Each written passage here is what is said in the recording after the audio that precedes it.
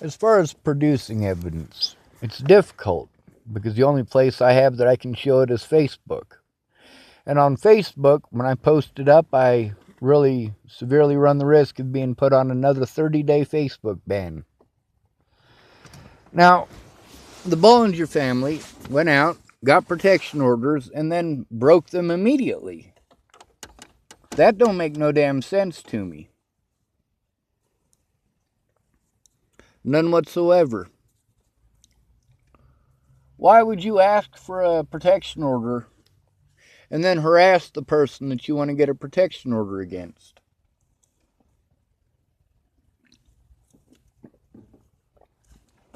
Why would you block somebody, call them a stalker, and then unblock them so you can take a look at their Facebook?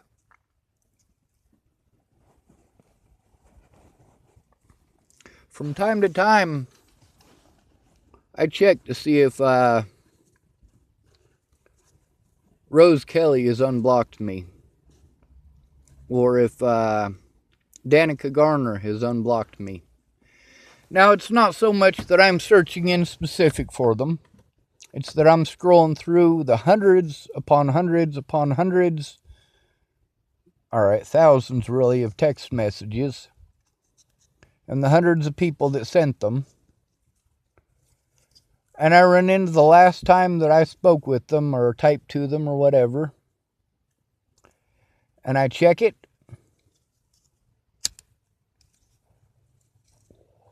And I'm unblocked. Why the fuck did you unblock me? Because you are doing something immoral.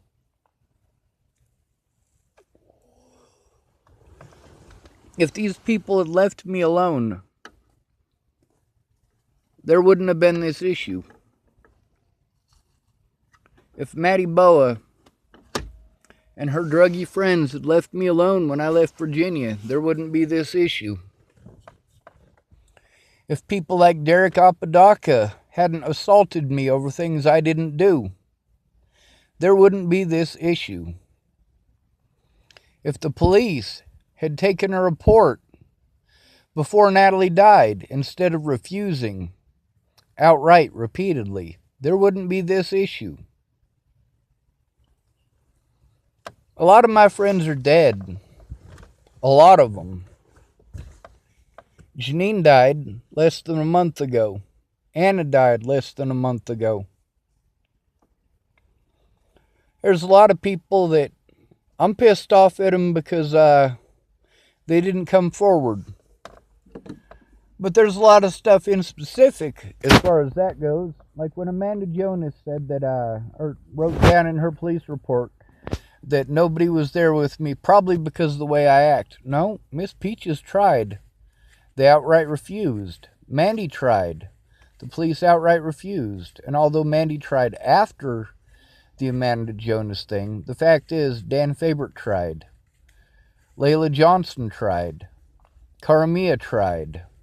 Aaron Cockerham tried. The police made every excuse to only see one side of it, to only hear one side of it, to only document one side of it, and to not allow any proof that it was slander at any point in time. The police across the state of Colorado took part in this. Across the entire state, claiming jurisdiction and protocol as their excuses for doing such horrible things to another human being. Meanwhile, jurisdiction was not an issue for Natalie, was it? Of course it wasn't. I was trying to get an honest day in court. I wanted to speak to her at the cop shop for a reason. Because if it was us at the cop shop, there's a possibility that because she's there, the cops might listen. There's a possibility that because the cops are there, she might listen. The reason that she was unwilling to do that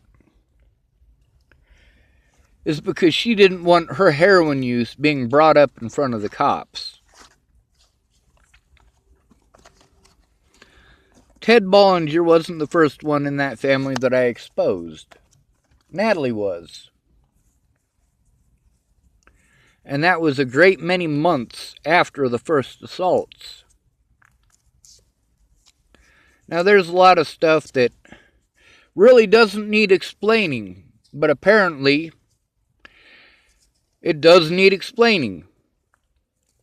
Being treated like a child molester. You're ostracized. You're assaulted. You're picked on. You're harassed. You're threatened. You're stalked. But this is all stuff that didn't occur to Natalie. This is all stuff that didn't occur to Maddie or Alicia.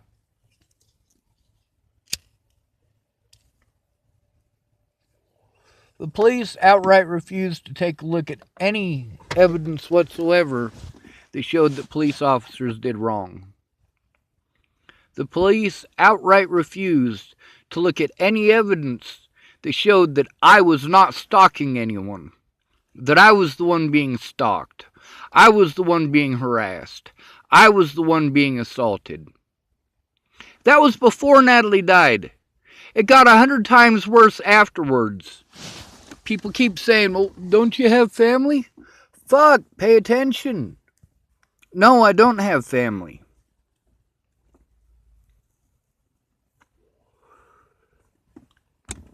My dad's too busy being fucking abusive. And that's the thing about Shannon, too. Is that she didn't understand that it doesn't matter who's being abused. It's the fact that it's happening. Like that little girl at Sally Treon's who got fucking kicked in the face. It doesn't matter that I'm not the one getting kicked in the face. That gives me severe fucking anxiety. This is violence in my general vicinity. I stood between violent predators and their intended victims. Often. Because I don't like the idea of people getting hurt. But when I was being hurt over things that I didn't do, Natalie didn't care. If I'd have been able to take screenshots, we'd have found out if she had a conscience or not. Now, on Natalie's last public post, you can scroll all the way back to the beginning, from when Natalie's still alive.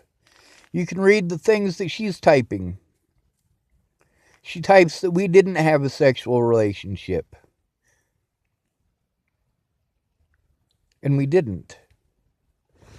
But this Kara Miles lady said on my paperwork that me and Natalie used to date.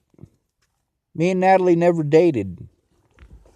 You can also see on that post at the very beginning how, although she didn't say that I molested her, and she didn't say that I raped her, that is the first thing people jump to. He looks like a chimo. He looks like a rapist. He looks like a this. He looks like a that. After Natalie died, it even got even worse. And you notice, it is based on looks. Hundreds of people posted on there, she's so pretty, she's so hot, she's so cute, she's so beautiful. It's all about looks. Meanwhile, for me, it's, he looks like a child molester. He looks like a rapist. He looks like a stalker. So I must be guilty because of how I look. And she must be innocent because of how she looks. And then we got to take a look at addiction. See, the way people treated Natalie and her addiction after she died, because she was pretty. Maybe y'all ought to thought about that while she was alive. And why don't you think about other junkies that way? Natalie was an addict. But if they're not pretty like Natalie, they're a junkie, right? And then you say looks aren't important. Well, if looks aren't important, then why is cosmetics the number one thing women spend money on in America? Women spend more money on cosmetics than they do on clothes. They spend more money on cosmetics than they spend on diapers. More money on cosmetics than they spend on medical bills. And pretty is not important. And then they want to get pissed off. Oh, you're going off about the pretty thing again. You're so fucking sick going off about that, bitch. You painted your face on this morning because pretty is important. You understand wholeheartedly how important looking good is. Looks are more important than the truth.